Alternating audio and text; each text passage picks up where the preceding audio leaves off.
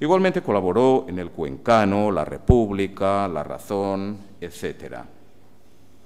Con Fray Vicente Solano cobra todo su sentido el sacerdote patriota. Este apelativo, que es también título de un escrito del propio religioso, contenido en escritos sobre política general, nacional y extranjera, define a las mil maravillas la personalidad del autor, quien declara las cualidades y habilidades que le animan al tiempo que proclama las condiciones que han de regir en la defensa de los valores religiosos y patrióticos.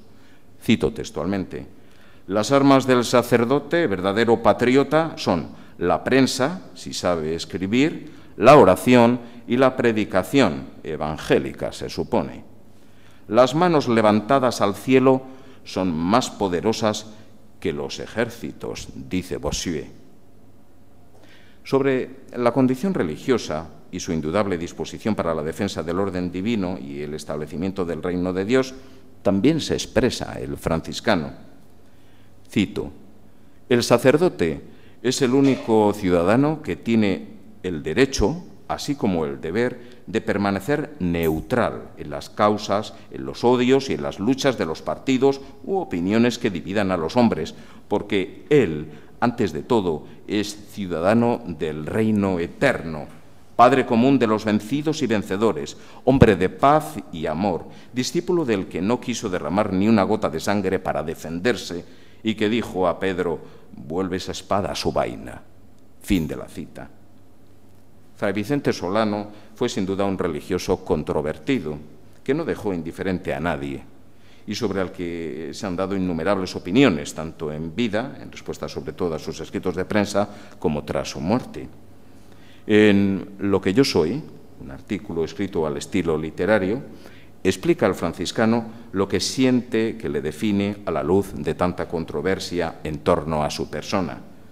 Cito: soy una especie de quimera de mi siglo. Unos me dicen que soy hereje, otros me llaman católico acendrado, algunos son de parecer que soy sabio, otros me llaman ignorante de cuatro suelas.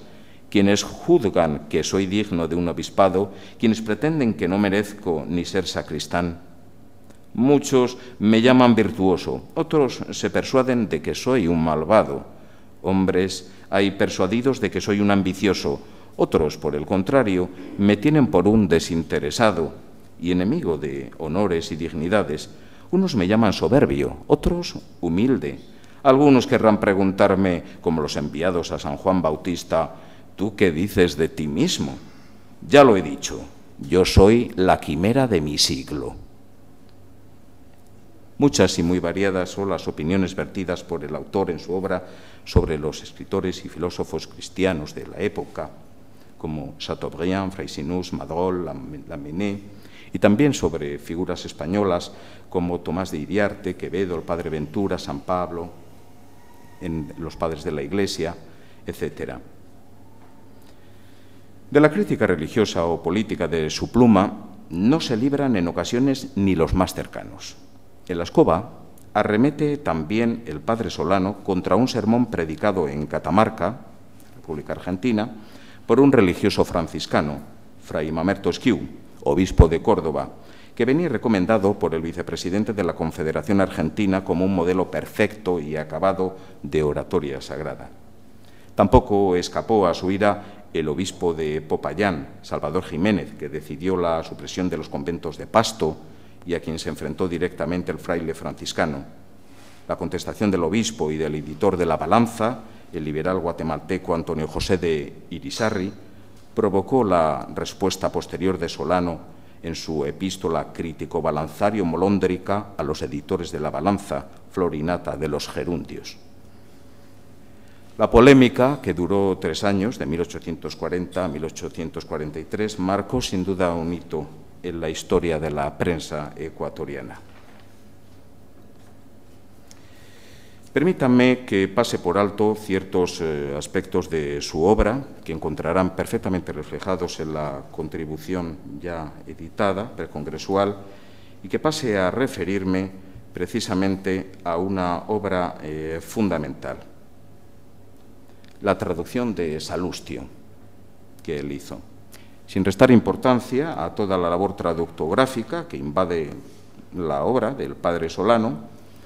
La obra que más interés despierta en este aspecto es su traducción de la Guerra Catilinaria o la Conjuración de Catilina, de Cayo Crispo Salustio, obra de 1851, la traducción. Acompañada de gran aparato crítico, la traducción de este texto esencial del latín constituye un excelente paradigma de la traducción franciscana en América en el ámbito de la emancipación de las naciones americanas y una pieza singular de la reflexión traductológica dentro de la orden. En la advertencia, el padre Solano expresa la intención que le mueve al traducir la misma.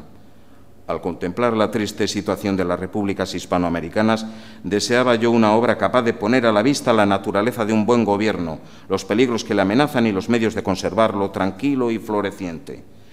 Y no encuentra mejor referencia en la literatura europea que el que le proporciona este clásico latino. Roma, que representa el modelo de la República, resulta en todo comparable a América. Los escritos publicados en Europa, dice el padre Solano, en el siglo XVIII y en el presente, me parecían insuficientes con relación a nuestras necesidades. El carácter político y moral de los americanos no es el mismo que el de los europeos. Así como el genio o las inclinaciones de un niño que comienza no tienen el mismo temple que lo observa en la edad varonil. Además, nuestra forma de gobierno muy poco conviene con las formas transatlánticas. Allá en Europa tienden, no sé si bien o mal, a lo óptimo. Nosotros tenemos que dar todavía un paso a lo bueno. Nada se hace la naturaleza por salto. De aquí resulta que los gobernantes y gobernados de la América española, nutridos en la política con alimentos poco adaptables a su constitución, se hayan mantenido hasta ahora sin progresar en la carrera social. El deseo de contar con un buen gobierno y de conjurar los peligros que le acechan es el objetivo final del traductor, que cuenta con la dificultad del déficit moral y religioso que amenaza al Ecuador.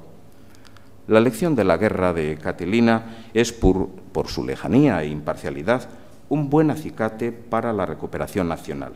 Salustio pinta el origen de la prosperidad de Roma, su decadencia, sus vicios y su postración, y lo hace con maestría. A los ojos del padre Solano queda también claro que no son las riquezas ni las luces las que parecen prosperar las naciones, sino la virtud.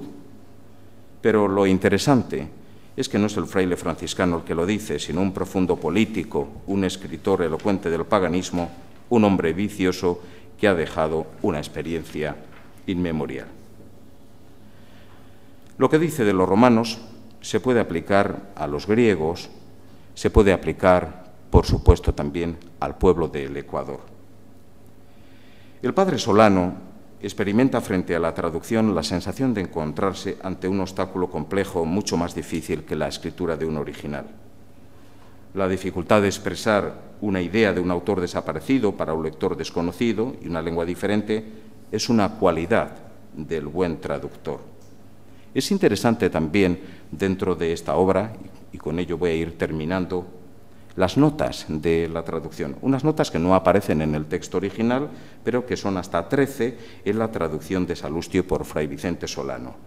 Ninguna de ellas, como les digo, se encuentra en ese texto original, pero el valor que despiertan estas intervenciones del traductor es de gran interés para la traductología.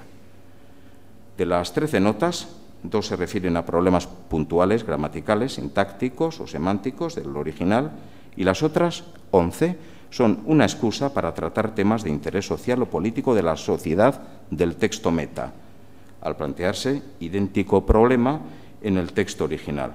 En ellos se tratan temas como la educación de la juventud, los grandes dispendios públicos, la reforma de la sociedad ecuatoriana, la ley sobre deudores y acreedores, etcétera, etcétera. En conclusión, el padre Vicente Solano representa a la perfección el espíritu del fraile comprometido de la sociedad americana del siglo XIX.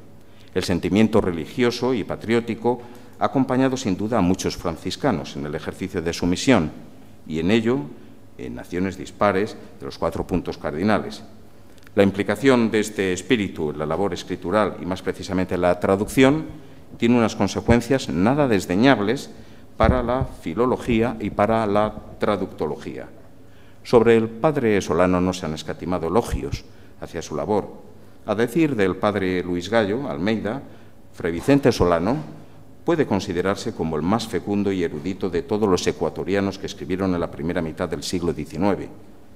Bástenos a nosotros retener la idea de que el padre Solano constituye un hito en el camino de la historia de la traducción hispanoamericana y su obra es un ejemplo a tener en cuenta en la descripción de la teoría de la traducción. Muchas gracias por su atención.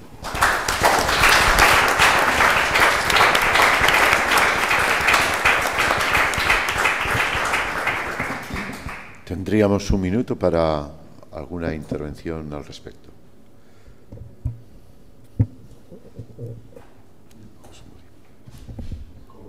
Has citado en la exposición que has hecho tan excelente la confrontación de dos grandes patriotas, porque el gran patriota argentino, y también metido en estas lides, es Fray Mamerto Esquiú. Es decir, son dos grandes patriotas que se enfrentan. Y otro gran patriota español que va a hacer en lo excelso de las gramáticas, diccionarios, vocabularios, traducciones de la lengua árabe es el padre Julio Lerchundi, que dentro de lo que es lo africano aquí creo que tenía que haber tenido cabida. Es el no va más, vamos a decir así, dentro de lo que es el reino de Marruecos en el siglo XIX, en los últimos 20 años del siglo XIX, y la primera década hasta que fallece en el siglo XX.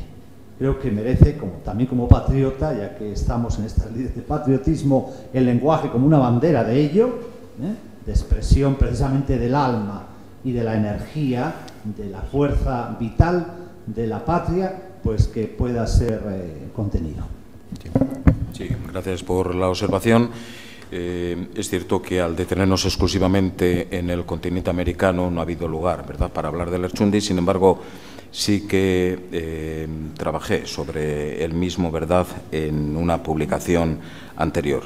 Los franciscanos del Magreb, desde luego que son un ejemplo también dentro de ese sentido patriótico de la traducción.